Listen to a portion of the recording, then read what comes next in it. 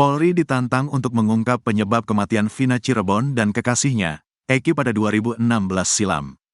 Apalagi baru-baru ini mencuat kabar bahwa kematian Vina Cirebon dan Eki bukan karena pembunuhan, melainkan kecelakaan tunggal.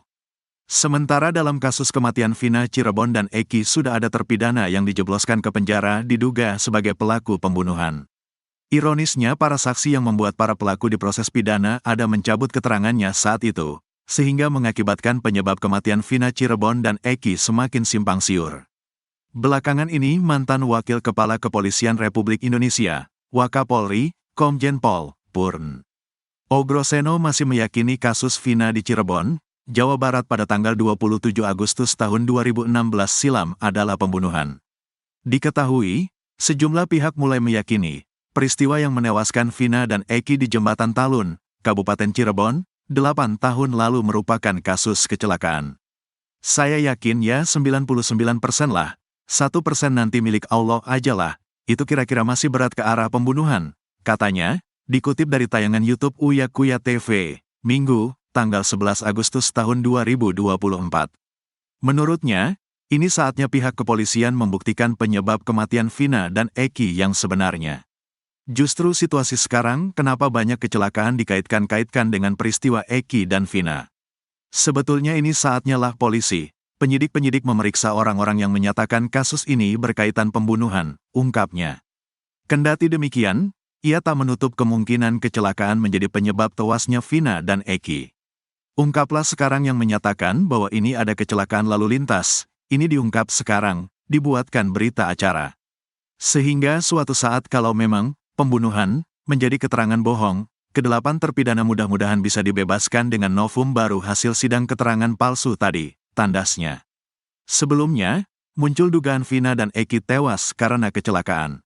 Dugaan itu disampaikan oleh sejumlah pihak, satu di antaranya mantan Kepala Badan Reserse Kriminal, Kabareskrim Polri, Komjen Pol, Purn Susno Duwaji. Susno meyakini kasus Vina dan Eki bukanlah pembunuhan. Menurutnya, pembunuhan serta pemerkosaan keji, seperti yang sudah tertuang di isi putusan, tidak pernah ada. Yang terjadi, kata dia, adalah kecelakaan lalu lintas yang menewaskan Vina dan Eki. Atas keyakinan itu, Susno bahkan membuat sayembara berhadiah 10 juta rupiah bagi siapa saja yang bisa membuktikan kasus Vina dan Eki merupakan pembunuhan. Saya saking yakin tidak ada pembunuhan itu, saya bilang saya beri hadiah, gak usah cari tersangkanya. Saya ulangi lagi, cukup buktikan ada peristiwa pembunuhan Vina dan Eki di wilayah kota Cirebon, tidak usah cari tersangkanya, 10 juta rupiah, kata Susno dalam tayangan YouTube Kompas TV dikutip, Minggu, tanggal 28 Juli tahun 2024. Susno menegaskan, sayembara itu boleh diikuti oleh siapapun, termasuk hakim, jaksa, hingga kepolisian. Ia pun membeberkan alasannya membuat sayembara tersebut. Maksud saya mengadakan sayembara apa? Saya ini gemas, masa gak terbukti-bukti, terangnya.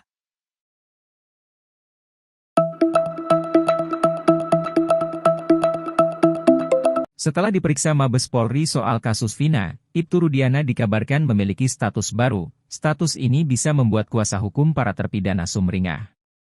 Laporan dugaan kesaksian palsu dan penyiksaan oleh Rudiana itu dikabarkan sudah naik jadi penyelidikan, namun peningkatan status laporan itu dibantah kuasa hukumnya. Diketahui, Ibtu Rudiana sempat dikabarkan memenuhi panggilan tim khusus Kapolri Jenderal Listio Sigit 3 malam soal kasus Vina. Menanggapi hal itu, Pitra Romadoni dengan tegas membantah status baru Ibtu Rudiana. Menurut Pitra, jika status laporan naik menjadi penyelidikan, dia sebagai terlapor harusnya mendapat surat dari Bareskrim. Kendati begitu, Pitra memastikan kuasa hukum terpidana kasus Vina, dalam hal ini yang melaporkan adalah Hadi Saputra, hanya asal klaim.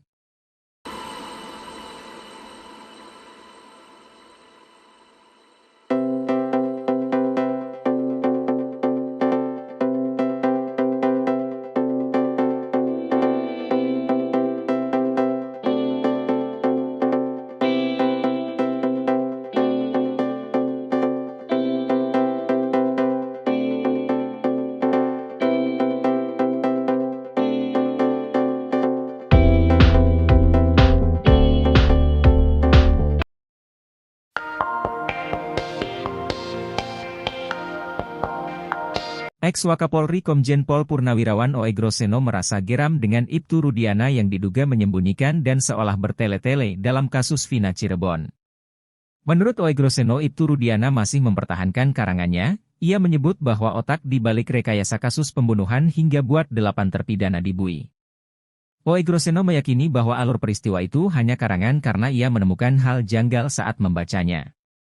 Ia menyoroti kenapa para pelaku memindahkan korban berpindah-pindah dari satu TKP ke TKP lainnya.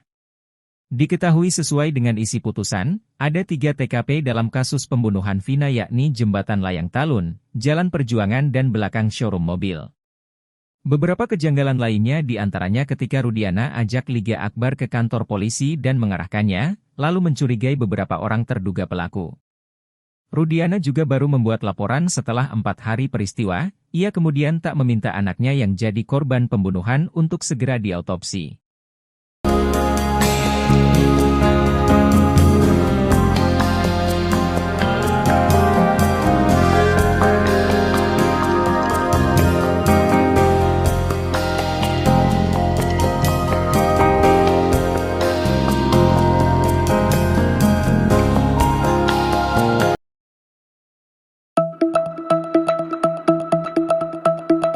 Nama Presiden Jokowi dan Kapolri Jenderal Listio Sigit kembali disebut kuasa hukum Saka Tatal, Edwin Partogi seusai chat di HP Vina terkuak.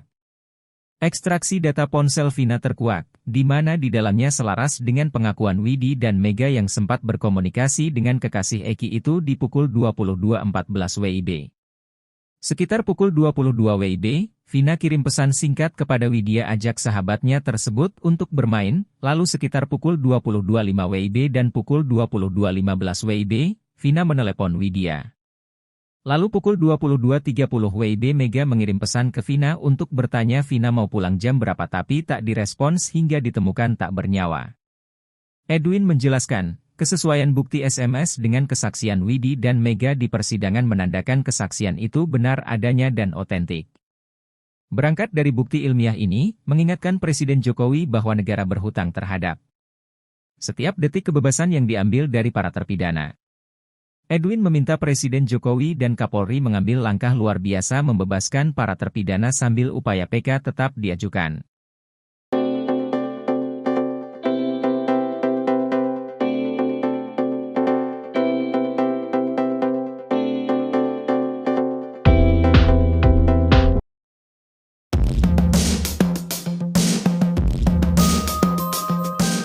Pengacara Saka Tatal, Edwin Partogi Pasaribu percaya diri menyebut kasus Vina sudah game over alias selesai. Menurut Edwin, kasus Vina adalah murni kecelakaan lalu lintas, bukan pembunuhan. Pernyataan tersebut disampaikan Edwin bukan tanpa alasan. Ternyata selama ini kubu Saka Tatal menyimpan bukti tak terbantahkan terkait kasus Vina Cirebon. Bukti pertama adalah perihal ekstraksi HP Vina yang belakangan membuat publik heboh. Sebab dari ekstraksi HP almarhumah, ketahuan bahwa Vina sempat berkomunikasi dengan temannya, Widi sebelum ditemukan tergeletak di Jembatan Talun tanggal 27 Agustus 2016. Dibeberkan pula oleh Edwin, rupanya kubu Saka Tatal sudah punya bukti ekstraksi HP Vina sejak 8 tahun lalu. Namun bukti tersebut baru disampaikan ke publik baru-baru ini setelah Mega dan Widi memberikan kesaksian ke publik. Karenanya, Edwin pun mempertanyakan penyidik kepolisian, kenapa tidak menjadikan bukti ekstraksi HP Vina tersebut sebagai bukti di persidangan. Lantaran bukti ekstraksi HP Vina tersebut, Edwin pun meyakini bahwa bukti chat terakhir Vina dengan Widi itu adalah fakta tak terbantahkan. Artinya Widi tak asal memberikan kesaksian saja, tapi juga bisa dibuktikan dari isi HP Vina di tahun 2016. Kembali menyinggung isi putusan 8 terpidana, Edwin pun membahas soal kronologi dugaan pembunuhan terhadap Vina dan Eki. Di persidangan disebutkan bahwa peristiwa pengeroyokan Vina dan Eki terjadi sekira pukul 21.15 WIB. Padahal dari bukti valid di HP Vina, pukul 22.15 Vina masih berkomunikasi dengan Widi dan kondisinya baik-baik saja. Karenanya dengan penuh keyakinan, Edwin menyebut bahwa kasus Vina sudah selesai dan terungkap secara jelas.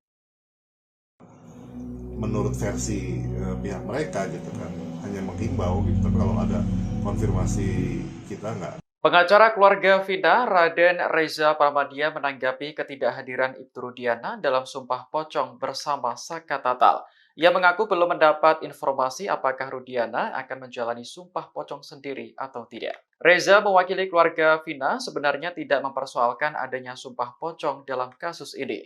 Bahkan Hotman Paris yang juga pengacara keluarga Vina mempersilahkan pihak-pihak terkait untuk melakukan sumpah pocong termasuk Ibtu Rudiana.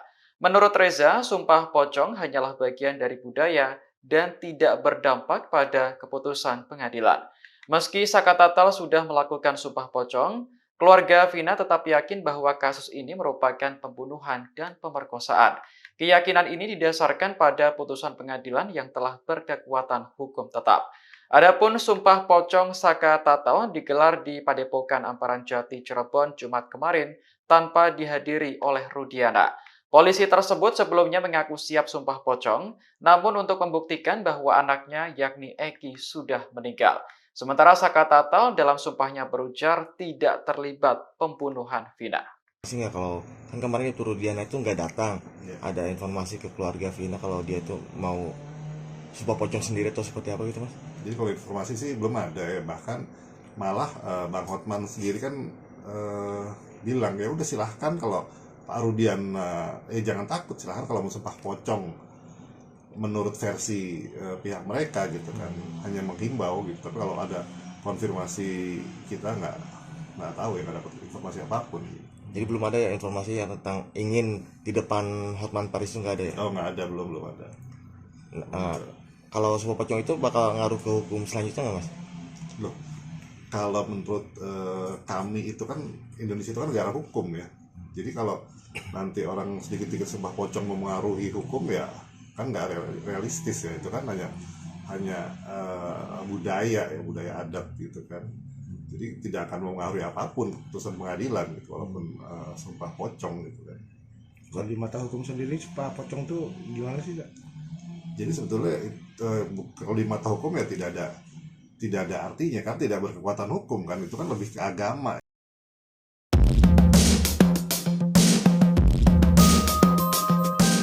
Pengacara Pegi Setiawan, Tony RM menyentil Mabes Polri terkait jalannya penyelidikan terbaru kasus kematian Vina dan Eki. Menurutnya sumpah pocong yang dilakukan Saka Tatal di Cirebon pada Jumat 9 Agustus menjadi pukulan keras untuk Mabes Polri untuk segera menuntaskan kasus tersebut. Bahkan ia mengecap kepolisian sangat lamban dalam mengungkap kasus ini. Sumpah pocong yang dilakukan oleh Saka Tatal di hadapan ribuan orang kemarin, menurut saya, adalah pukulan telak bagi Mabes Polri, ujar Tony RM. Namun, Tony menegaskan bahwa sumpah pocong tersebut tidak akan mempengaruhi proses hukum. Termasuk peninjauan kembali, PK, yang diajukan oleh Saka Tatal. Oleh karena itu Tony pun mendesak Polri untuk segera mengumumkan hasil penyelidikan terkait kasus pembunuhan yang terjadi 8 tahun silam.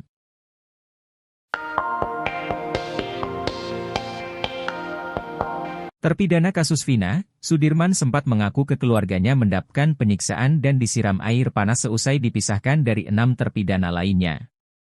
Namun bukti video terbaru yang ditemukan oleh kubu Saka Tatal justru mengungkapkan jika Sudirman tak berada di Bui melainkan di hotel.